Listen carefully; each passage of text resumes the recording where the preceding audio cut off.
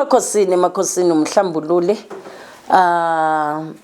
Ngempela I fail to understand ukuthi abantu why mawukhethiwe unceda abantu, they think they are clever than you. Ngengayikhuluma indaba yokuthi siqale sibhede sicorrectwe ngokamoya.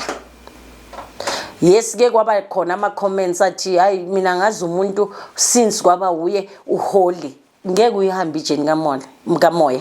Ungazange uhluphe, ungazange ube ungalavante khohlwa because of isigebengu sibamba isigebengu. So ngeke ngaba isigebengu, that's why ngikhona ukunithola. So ningalinge, I mean I'm beautiful enough, nginayifika ngangena nalani yakhona mina. Ngibokwe, but indlela eniyenza ngayo angithandi the way eniyenza ngakhona. Ngisayibeka into yamaphupho nokungicocela ngempilo zenu angisiyena lo dokotela ke.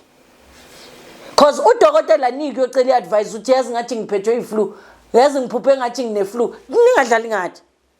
Anibayenza lonto. All right, indaba la ithi the danger of inheritance spiritually. We've got abantu abasogoliswa inheritance. Ngesizulu lithi inheritance. Ilifa. Yes, abantu basogoliswa amafa abo aweke ezandleni zabo. And as long angakabi ezandleni zabo angeke impilo yabo iqhubeke. We've got abantu ekufanele bathola izindlu zakubo. We've got abantu ekufanele bathola imali azifinyeleli. Because of ini abo clever abakhona emhlabeni. Sithini ngabo? Ngoba uma singabahlambululi singabemvelo sibheka izinto zomhlaba abantu bahlushwa yini mabaqhamuka kimi.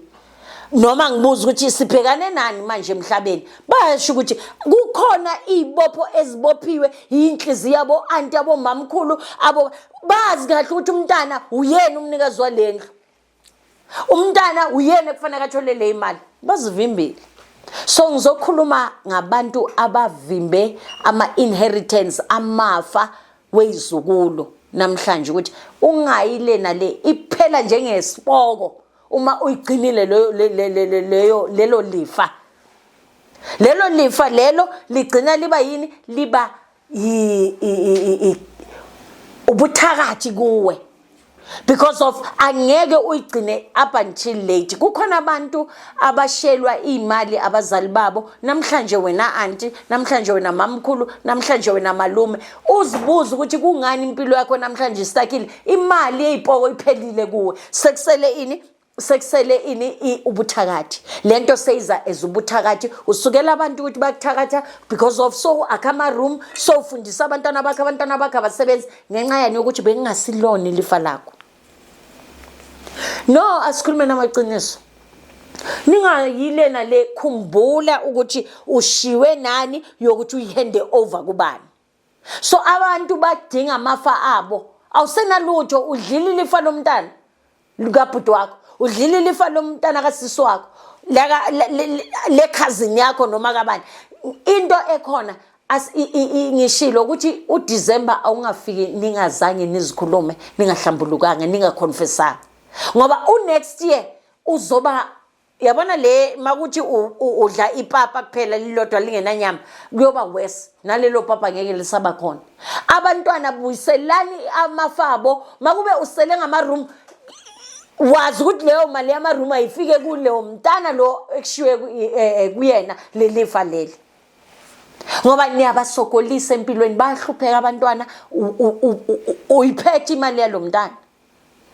Ngaloko ilifa the danger yelifa oliphethe wena as umuntu omdala ngoba ubhuti wakho noma usisi wakho noma uma wakho ubekuthembile kakhulukazi. We've got ngathi ngababiza le cabaration enijola nazo nina noma enibashadile.